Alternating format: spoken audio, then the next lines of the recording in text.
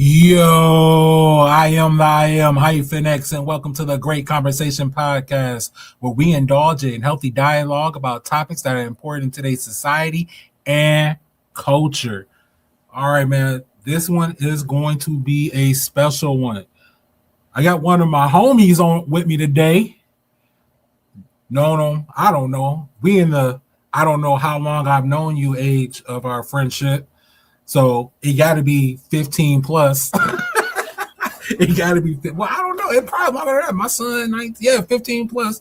My son, my oldest son, 19. So yeah, hey, I'm gonna bring him on, man. He is a realtor in Nashville and also the host of the SaddleTalk podcast, man. I want you to give it up for Travis. How you feeling, brother? Hey, what's going on, man?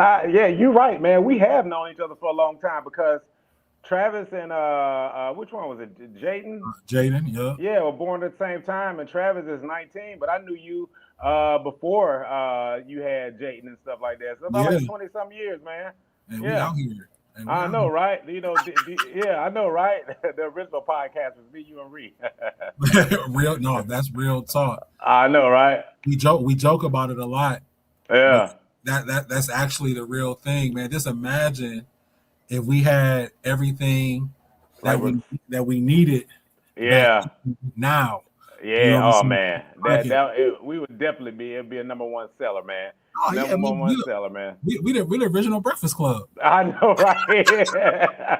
I know, right? I know, man. I think about that all the time. Every time I see them, I was like, man, we were doing that, man, back in what 2000. Well, Travis was born in 2007, So that was so like we Obama was was doing that about 08. like 2005, Yeah, 2006, man. At the call center, man.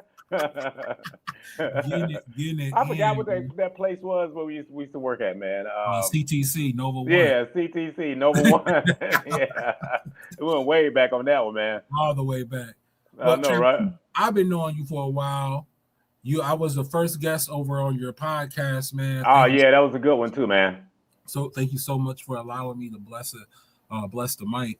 I got a lot of people that comment. They was like, "Oh man," he was like, "That guy really wrote 5 books." I was like, "Yeah, man. I mean, that's what he said. Like, I'm pretty sure he wouldn't me just be saying that. You know what I mean?" But Yeah, a man. lot of people have been impressed by that, and what I think is impressive by it is that anything is possible, man. Everything is possible, man. You just have to be willing to put in the work, and you just got to have the discipline, man, to stay on that mission and stay on the path, man. You can achieve anything you want to achieve, man. Now, y'all heard what he just said. This is not a front. Travis has always spoken like this, even when people were not in a position to hear. Okay, I'm one of those people. Now, outside of realtor, father, Kappa man, Yo to the noops. outside of all of that, man, who is Travis before anything else? Like I said earlier, man. Like I would consider myself a person that like tries to inspire and motivate people, man. You know what I mean? And get them to think outside the box or get them to think outside their situation, man. Everybody has a situation. Everybody has a story. But what are you going to do with that story that you have, man? All stories are testimonies. And not necessarily you have to focus on the bad part of your story. You can focus on the good part of your story. But, there's good in every aspect of your life, man. You know what I mean?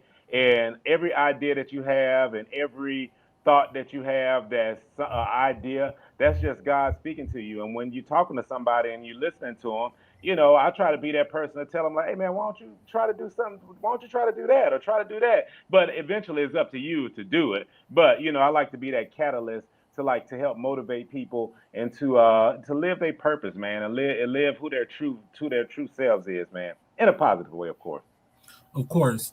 Uh, can you speak on the moment that you decided, hey, it's time to dive into my purpose? Oh man, like I said, Uh, man. One thing is that like so when I had kids, man, that you really have to like take the bull by the horn. That was a moment when my son was born, and it's just kind of like I think in life and society, we think that when you're prepared for everything when you have a kid, man. But when that kid is here, man, you are who that kid looks up to. You are the everything. The way that we feel about the best way I can explain it, the way we feel about our parents when we were younger, that's how your kid feels about I you. And know, right? that was a weird feeling. That's a heavy burden to carry, but it's my burden. You know what I mean? And it's Yeah. just kind of like, that's when I was like, all right, I got to make something shake, because before that, man, you still got one foot in the world and one foot in adulthood or whatever. You just kind of like going through it. But when my son was born, and then of course I have a daughter too, but when my son was born, man, it just put a lot of things into perspective, man. Everything just snapped really quick. But you don't have to have a kid in order to, like, get your life in order. That was just my awakening. You know what I mean? So let me ask you. So when you had that awakening moment, what are some things that you had to unlearn in able to move forward? First, you got to learn how money and credit and all that works. Money is something that compounds over time. There's no quick fixes unless you win a lottery or you get something handed down to you from your grandparents. There's no magical thing. Everything, and then also everything that you want, you have to go out and get. Nobody's going to give anything to you. Everybody's going through their own thing. You have to be the one. You have to do it. Nothing is going to work unless you do it. Because before then, you still got your parents to lean on a little bit, but when you got a child, man, it is all on you. You have to make it happen. I think you become a little bit more aggressive in your goals because it's like either you do or you don't. You know what I mean? So that's one thing that I had to unlearn, and then I also had to learn to look at. It's just kind of like look at life a little bit differently, man. Like, when you have kids, man, it's like before. Well, I'll just say it. So, for me, at least, before you have kids, you're a little bit more liberal. But after you have kids, You become a you little more become a little bit more conservative. conservative. You become a little bit more conservative. So I would say that's one of the things that I really had to, like, unlearn. Like, yeah, man, all right, man, free the people, proud to the people. Yeah, but I gotta go to work and I gotta, what I'm saying, I gotta pay these taxes and all that stuff like that. So you take a lot of things more serious, man. Like, you pay attention to, I mean, like, I'm looking at the school board more off. I mean, more. I'm paying attention to the news and how we vote affects our how we vote affects our me being able to take care of my kids, man. I had to learn about, like, how insurance actually works. I had to learn how the banking system actually works so I can set up stuff for my kids. So it's just a whole big learning curve, man. A whole big switch that you have to, like, turn on, man, when you get kids and everything is on you. It's like, when as you're speaking, I hear when I was a child, I spake as a child. Yeah. You know what I'm saying? Like, that's what I'm Oh, hearing. So you have to understand the world as the true perception of the world, and then also right. understand the language of the world and Right. how the world implements that language. Right, Like you because you said, want to set your kids up for success, man. You want them to have better. So I remember this guy told me one way, and he was talking about, like, I don't know if he was talking about kids or when we was talking about when I started getting into management.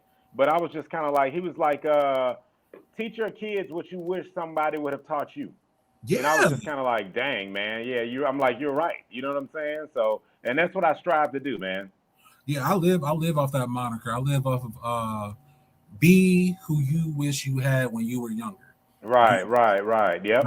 And because I'm always trying to, like, yes, I deal in the educational field. Yes, I care about all the children in the classroom, but I tend to be drawn to the child in the classroom that reminds me of myself. Mm-hmm. Saying quiet, unsure, not confident, you know what I'm saying? And I try to pull those things, that confidence out of them so that they can Mm-hmm. have it. So once again, And guys, then I will say this too. And then another thing is, like, I got a daughter too.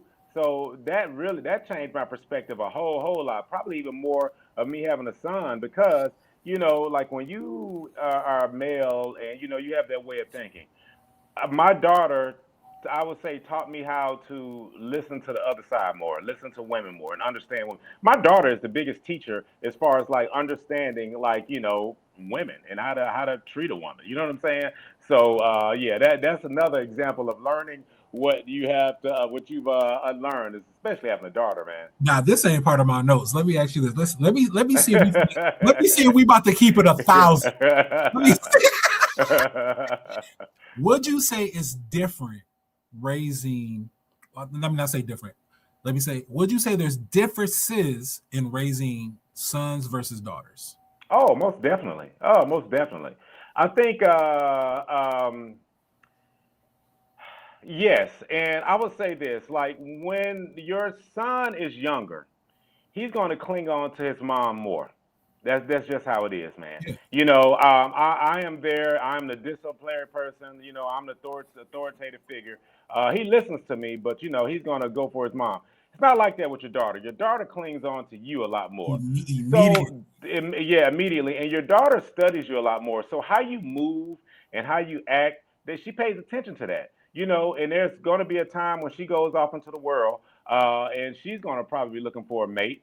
And I want to set a good example of what a mate should be for her and make sure somebody's leading her in the right direction. You know what I mean? So it's just kind of like, how I would dress, man. I would always dress clean cut around her. I never wanted her to see me like laying down and being lazy. I always wanted to stay on the move. I always wanted to make sure that I'm always doing something. I always speaking positively around her. I still discipline and correct her or whatever, but you're not. You just want to set a good example. Now, the same thing with my son, but it's a little bit different with your daughter because my son, I can go hardcore with him.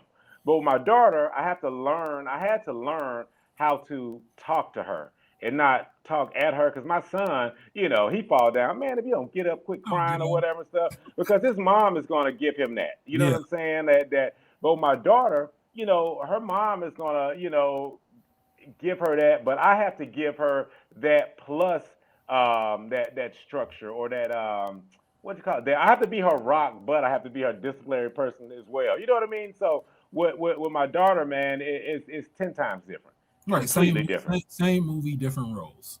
Yeah, completely different, man. And it's like, but with my son, I set a good example. But with my son, I feel like I can talk to him. It's just the way I talk is different. You know what I'm saying? Because you know what it's like to be a little black boy at that age. Right. So my You son, I talk to can him talk to differently. him Yeah. differently than I the way I give them both the same message, but I deliver it differently. You know Most what I definitely. mean? Yeah. Because I can attest to that because my oldest son 19, and Hmm. then my daughter's she about to be 7. Oh You know, wow, oh, 7 already, man. yeah. I don't know why I thought she was older than that. Yeah, because my daughter's 13. I thought they were born around the same time. No, my baby a pandemic baby. Oh, okay.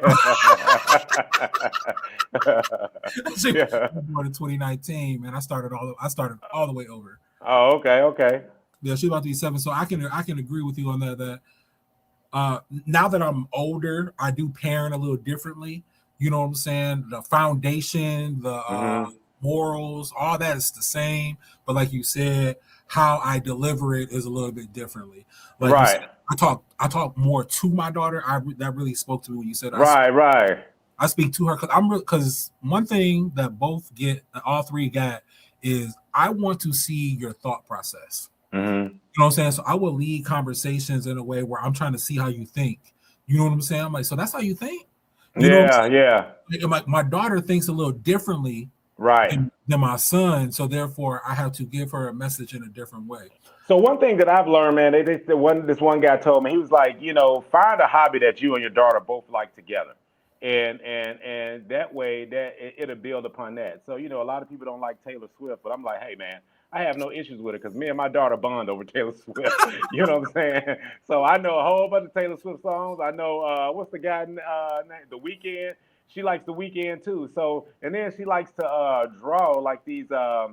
She likes these anime figures or whatever. So I'm like, hey man, let's sit down and watch one of these movies you like or whatever. You know what I mean? And sometimes I watch some that I know she will probably like, and I watch it before her. But then that way, I'm like, hey, did you see this one right here? Like, check this one out. Blah blah blah. You know what I mean? So that leads to conversation. So I kind of, her hobbies and things like that. I try to, dive into so that way we'll always have something in common to talk about, and then that'll lead to other conversations and stuff. You know what I'm saying? No, most definitely, I get that 125%. So that changed my that. So that's essentially like learning what I have unlearned or whatever. You know what I Yeah, mean? I got that. So I wanna make a quick transition. I want to play a game. I want to play a game. It's called This or That. Okay. Mm-hmm. So I'm gonna say two things. You tell me which one of these things you pick and why. All Okay. right. All right. Up first, love or loyalty? Mm. I'll say loyalty, but you can't really have. I don't think you can have one without the other. I think you can have loyalty without love. Because Well, I'm loyal to somebody, unless we're but going to draw a line between loyalty and obligation, you know what I'm saying? Unless there's a well, difference there. yeah. I mean, I don't think I can. I'm loyal to something I don't love or something. You know what I'm saying? I don't love. Like, why would you be like, I don't know. That's a good one, man. I would say loyalty. I respect loyalty, but I'm loyal because I love and I respect it. You know what I'm saying?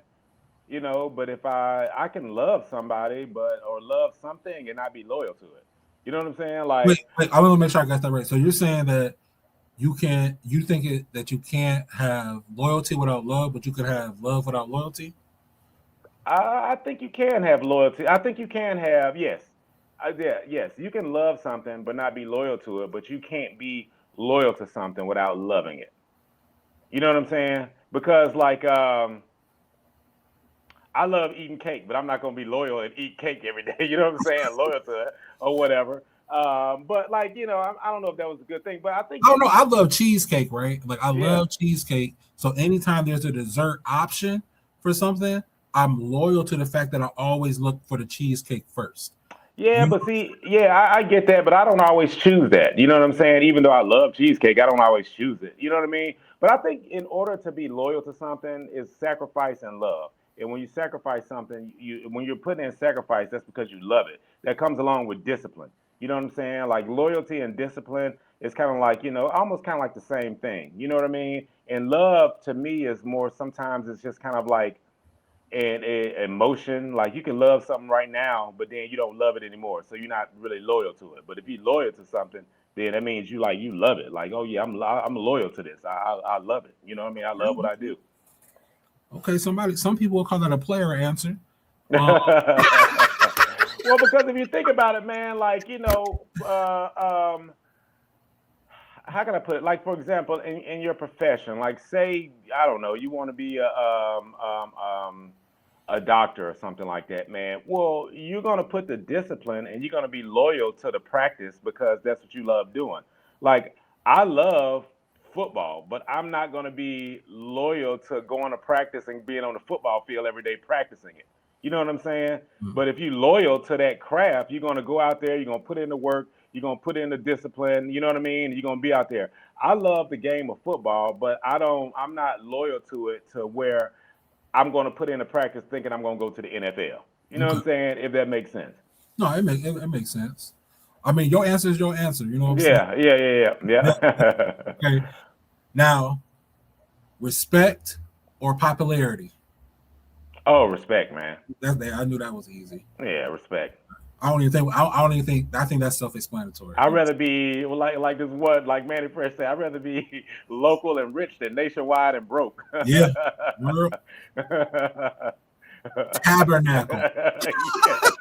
Yeah, Most yeah. definitely. And here's my personal favorite. Money,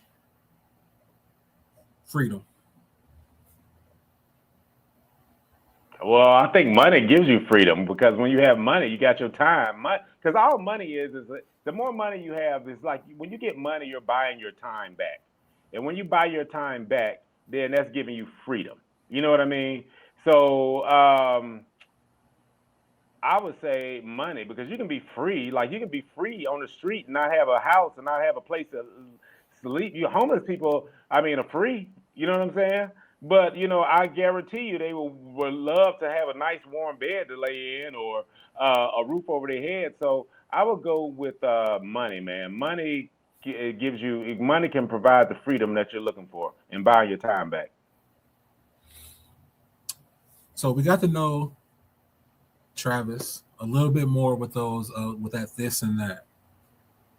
I want to shift the tone just a tad here. I'll be sensitive to your time. What is something that you went through that you don't talk enough about? Man, I've gone. Shoot, man. Like, what haven't I gone through, man? Any specific topic, or No, I mean, just shoot, man. something that you went through that you don't talk about enough. That can be good. That can be bad. I will tell you this, man. Like, when I was doing bodybuilding, I don't talk about that enough. The discipline and the loyalty the discipline that you have to go that long with like eating a certain type of food the whole time to get up on stage. Now that right there in itself, man, that takes a lot of dedication, and that is really like breaking yourself down to the lowest common denominator and really building yourself up, man. To me, that provided me with a lot of structure. It provided me with a lot of willpower, and it also let me know that anything is possible, man, if you're willing to put in the sacrifice and the time. And then also, man, it also teaches you about patience, because you're not going to lose the weight and get shredded overnight, man. It takes probably about like 4 or 5 months of you doing that, and that patience, man, it goes a long way, man. When it comes to like achieving like different things, patience is what a lot of people don't have. A lot of people quit before they get to that finish line because everybody wants everything now. Nothing happens in the now, man. Nothing happens. Even you see all these people that are millionaires or whatever and stuff, it didn't happen overnight, man. We're just looking at the end result. Or if their family passed them generational wealth down. Well, one ancestor wasn't living good. They the ones who put up in the work, and they sacrificed, and they were patient until it started coming in to where they can pass it down. So I would say, man, patience. Having patience, man, is like, is something I probably don't talk about enough. Around what year was that, Trav, that you went into bodybuilding? About 2012. That was about 2012. Oh, okay. So I was Yeah. coming fresh out of. I was just got married the year before, and I was coming out of divorce, and I seen that, and I'm Yeah, like, 2012 was my first show. Yeah, that was my first I show. remember seeing that. I said, "Look at Trav, man. Yeah, that was my first show, man. Always doing something.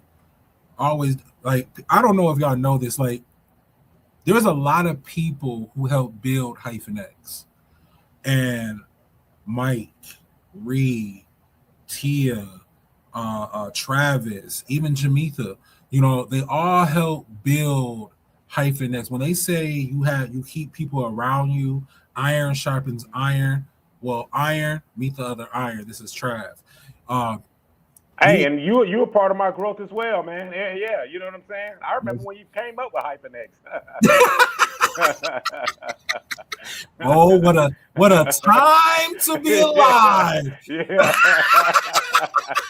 I remember we came up with HyphenX, man. I remember, man. Yeah, like, man, I wish, like, well, you can't focus on the past, but I just so many moments, man, and So many conversations, moments, man, man. and talks, man. Like all of us used to have. I remember the first time we saw Khalid Muhammad throw down a picture of Jesus. We were all like, Oh, "What did he?" Yeah, whoa! Wait yeah, a I know. minute. Yeah, but then we started to realize and started to think, and then we started going down that rabbit hole, and we're like, "Oh wow, that's really not the image of Jesus." But we realized how programmed we was or Because whatever. we said we believe Jesus was black. We said it with Yeah, our mouths. We thought we yeah, believed it in our hearts. right, Then right. we saw we saw he said nothing but a redneck tackle Oh bug. yeah, yeah. He threw him up. Everybody, all three of us in the room. We was like, whoa, what did he just Wait, do that, man? Like, pause it. Pause it. Now yeah, I I want know, to say right? But that was that. You know what though? But believe it or not, man, that moment at that man, I'm laughing so hard I'm over here crying, man. Like that moment at and when we were doing that, man, that was a pivotal moment in my life too, man. yeah, About reality and perception and things like yeah, that, man. You know what I mean? That changed a lot. Like a lot of those talks we had, man, was a good outlet. You know what I mean? Like for yeah. us to have and like Talk it out. vent and talk about life and talk about things. I think people need that, and that's what's good about your. I think you're doing something with a cafe or something like that. Yeah, I'm actually getting ready to open up Papa D's Coffee Lounge. That's what's up, man. And like, so, man, everything that we've done or whatever, and the reason why I say everything is a big instrumental part of it, like, so with my podcast, the reason why I created the platform that I created, man, is because we're always, us as a community, man, we always focus on the negativity of our communities. Oh, well, I had it rough growing up. Oh, I did 5 years here. I was gangbanging. I did this. I was doing that. I doing that. So if we keep focusing on that, keep focusing on that, keep focusing on that, then kids are thinking that, well, I got to do this in order to get respect and all Yeah, that. You know what I'm saying? But that's not true. That is only a small part of the black experience. Like, on my podcast, I have doctors, I have lawyers, I have engineers, I have people who are authors, who are creative people. And we don't talk about, like, and I'm not saying that if that's a part of your story, that's a part of your story, but you don't have to dwell on that. it doesn't have to be the Prime highlight. It don't have to be the Right, highlight. right, right. Yeah, and I just feel like that's all we really focus on. It's like everybody always has to have this sad sob story, and we don't have to have that. It needs to be a balance. It's no balance, man. And it's just, another thing that kind of moved me, man. It relates to the Khalid Muhammad and perception. It's like, back when I was in my earlier career, starting as a manager, like, a lot of the kids, man, they really didn't. I felt like, well, it wasn't. It is not a feel like, it's reality. So you could have a guy who comes in and talk about how much dope he sold and all that. They would respect him more than a person who says, "Oh, I graduated from college. I didn't go to jail. You know what I mean? The straight and narrow or whatever. But I have this degree. I can show you how to do this in finance. I can show you how to do this. And but the guy that's just thugged out, he would get more respect than the person who didn't live that lifestyle. And to me, I was just kind of thinking like something is wrong in our community, where you look at the negative part and thinking that's like manhood, and that's really like being a man. You got to go through that struggle, and got everybody's struggle is different. You know what I mean? I wasn't in a gang. I think you Yeah, just hit the nail on the head I, right I there. I wasn't in a gang. You know what I mean? I went to college. Likewise. I got friends who were, but I wasn't in a gang. So that's not my story. So don't compartmentalize me and put me in that box and think that I have to that our story is invalid. Because when those people who are in those gangs get caught up by the police and go to jail, who do they call? They call the other black people who got the degrees and who's the lawyers and all that stuff like that. So I just feel like, man, like with the youth, I just want to show something different, man. Like, something better. There are 109 HBCUs, man. Mm. 109.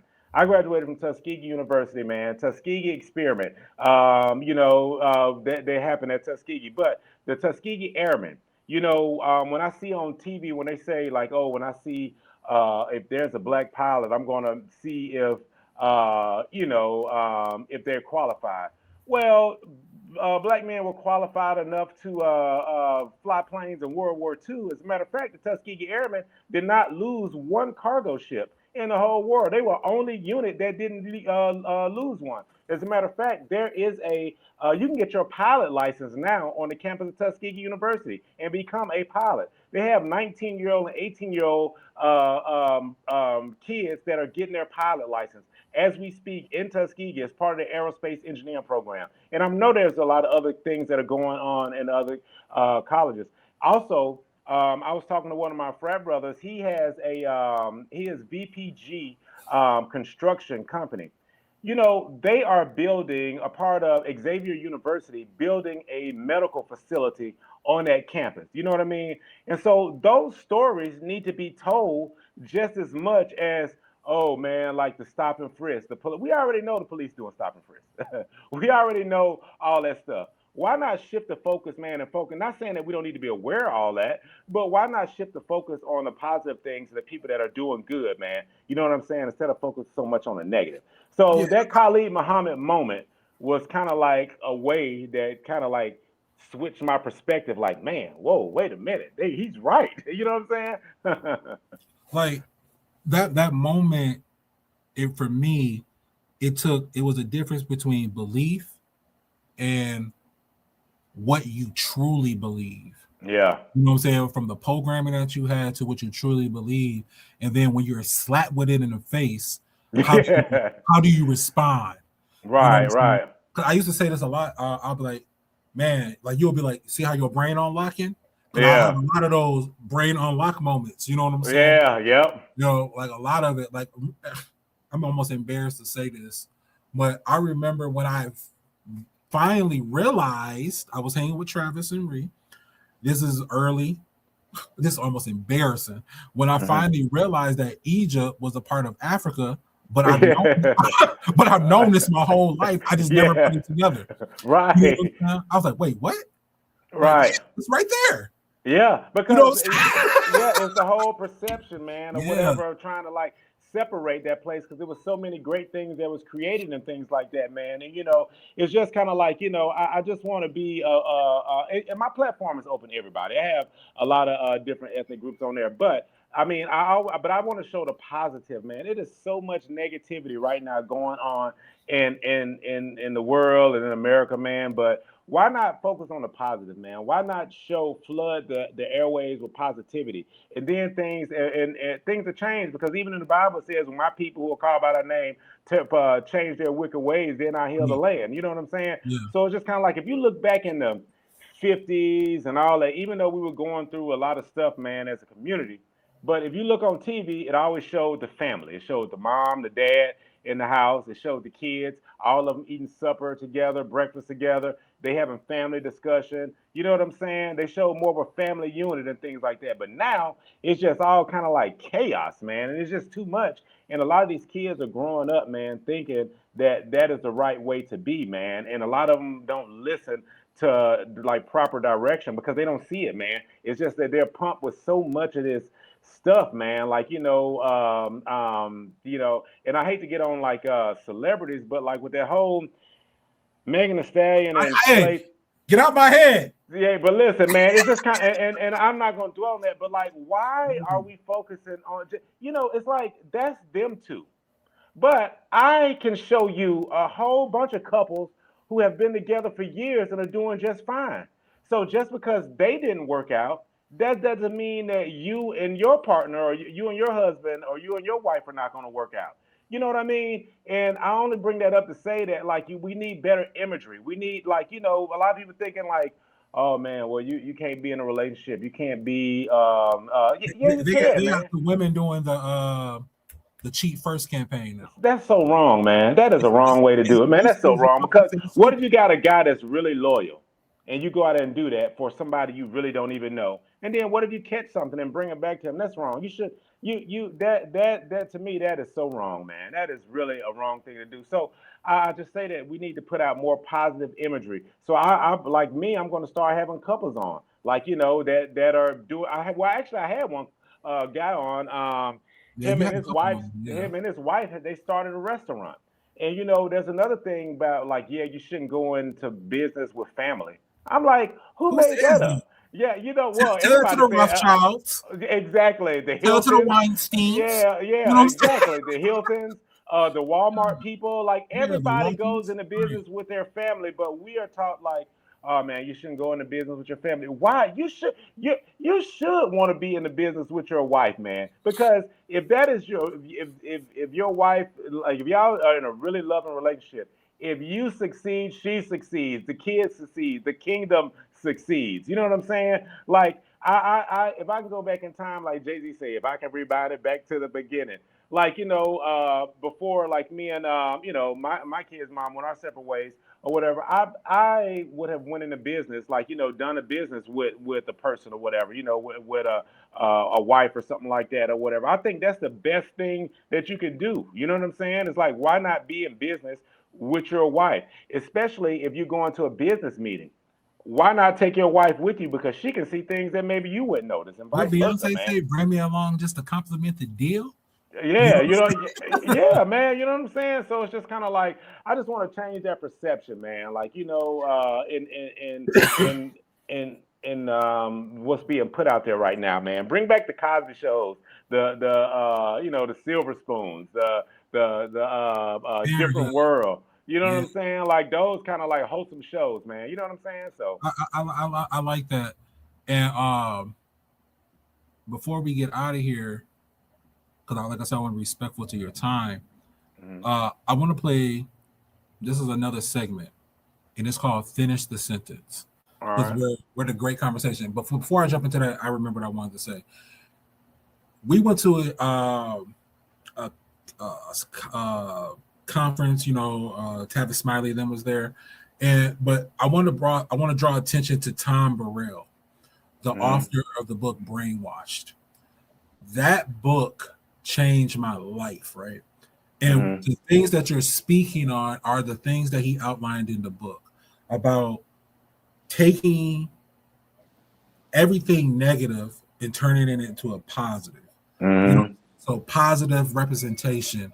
Starting these, that's how the great conversation was brought up. I wanted to show that blacks can have discourse and we don't have to always agree to have a great conversation. We can talk, we can disagree, we don't have to hit each other. I can respect what you say.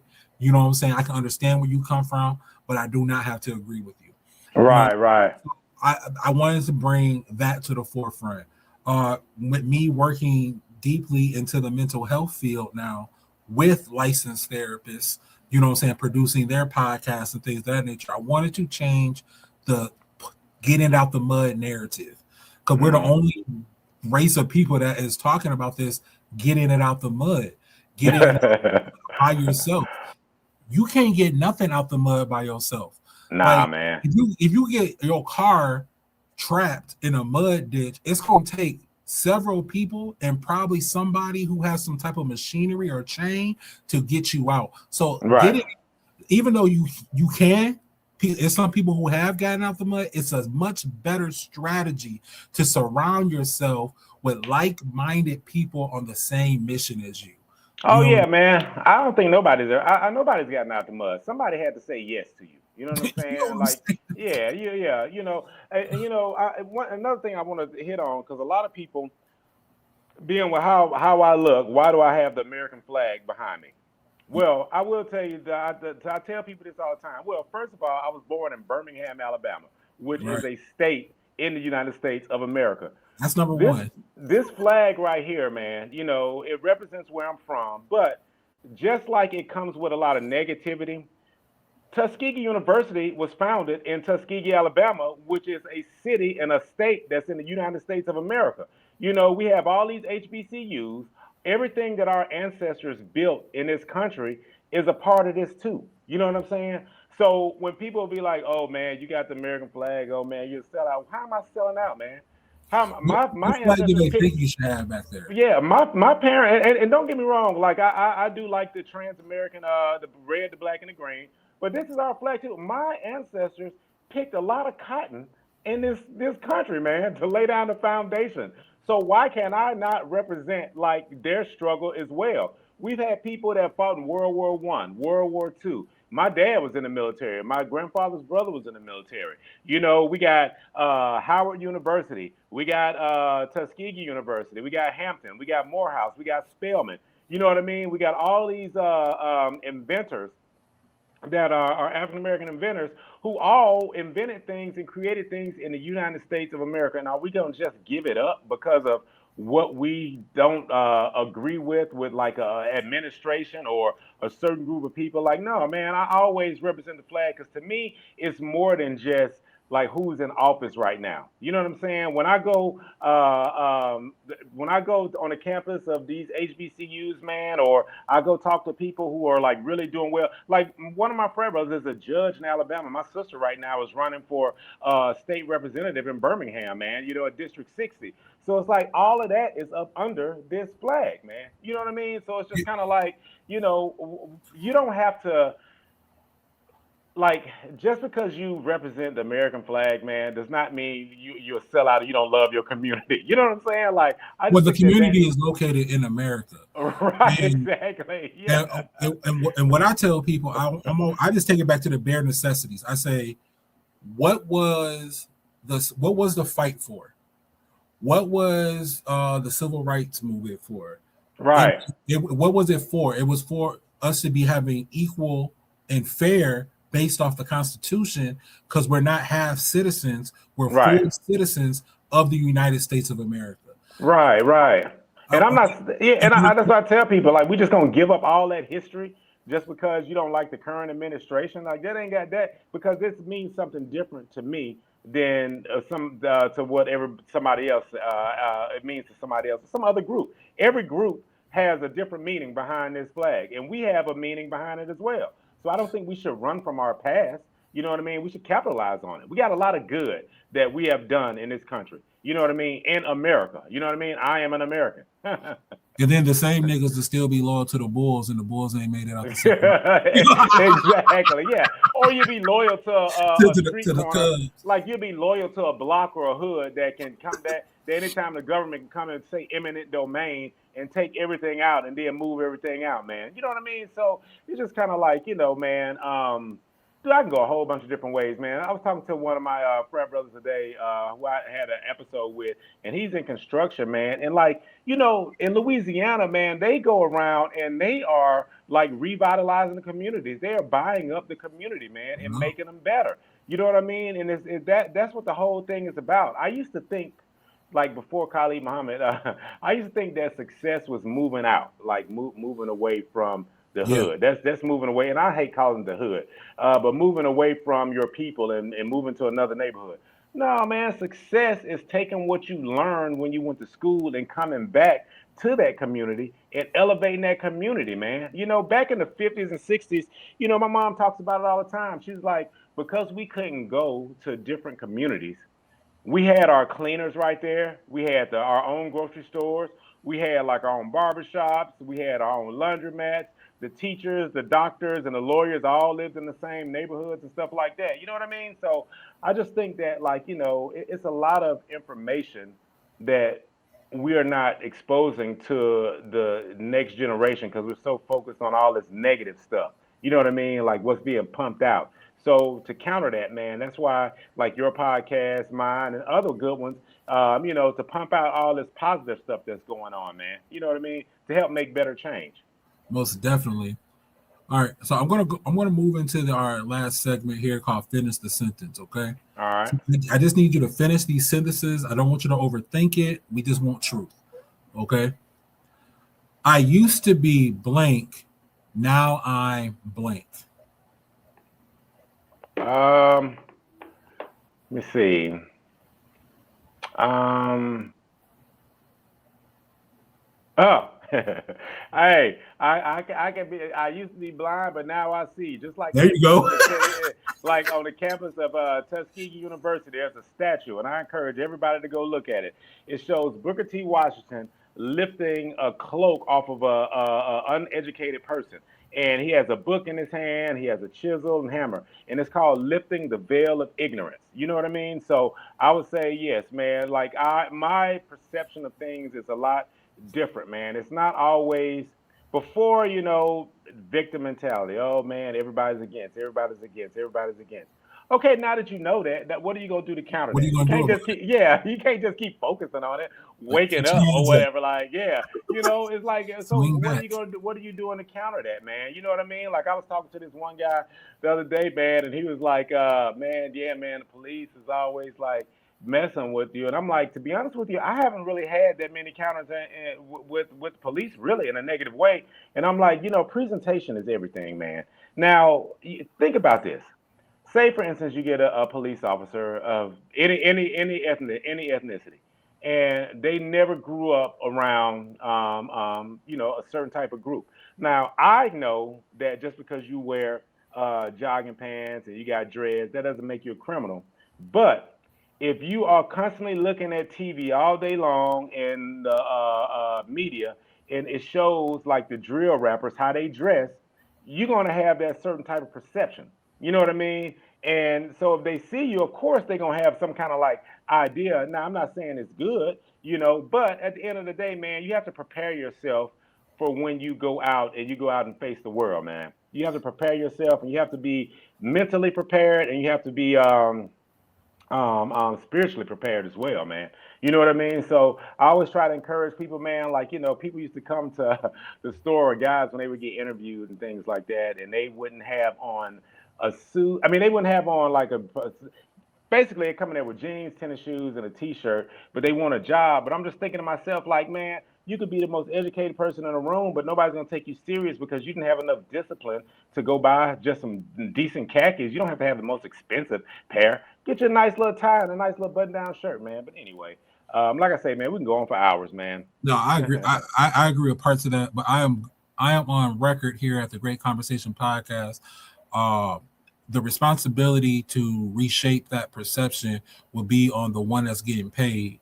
A police officer is a professional position, and they should be looking at everything from a professional lens. They should be able to take off of their everyday glasses and put on their professional glasses and treat everyone with and I agree with you on that, but we're human. Cause no, be honest, I get that. I get if that I'm walking down the street and I see a bunch of people who are dressed up as like that lifestyle, I'm gonna think some type of way. I'm gonna be like, oh man, hopefully like something don't happen or whatever. You know what I mean? well, And a part of even that is even in these neighborhoods, right?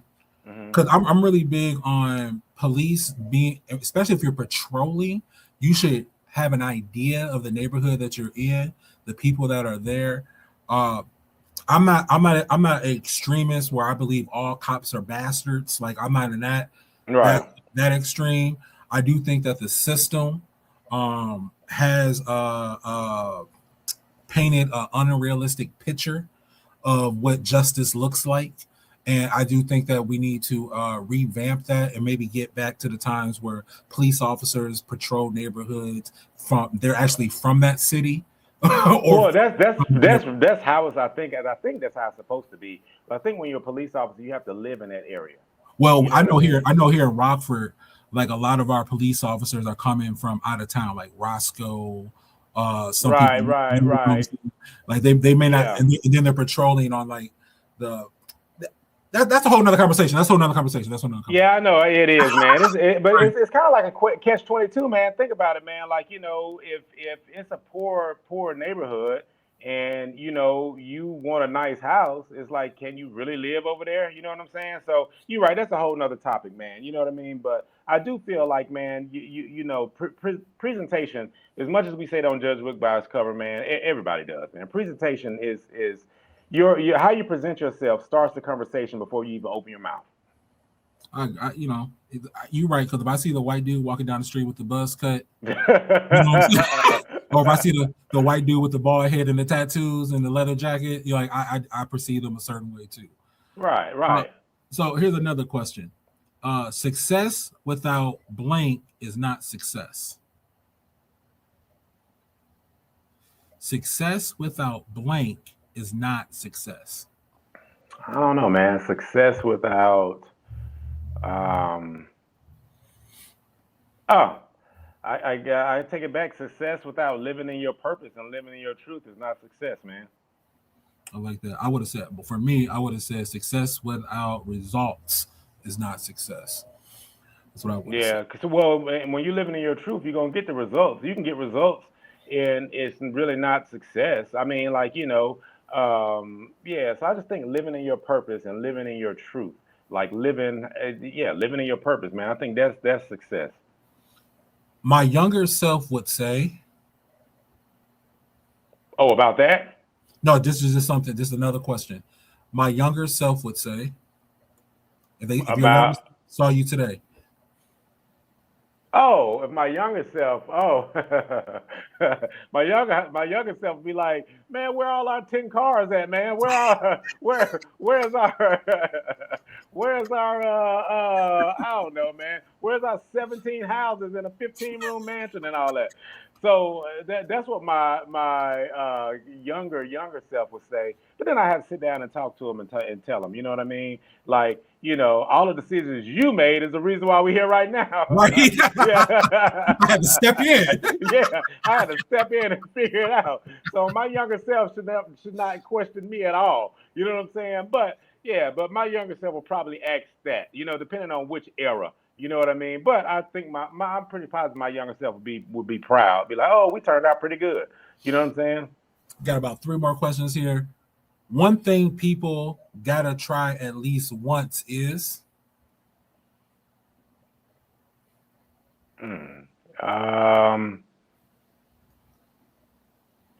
Something out of the norm, something Mm, that they're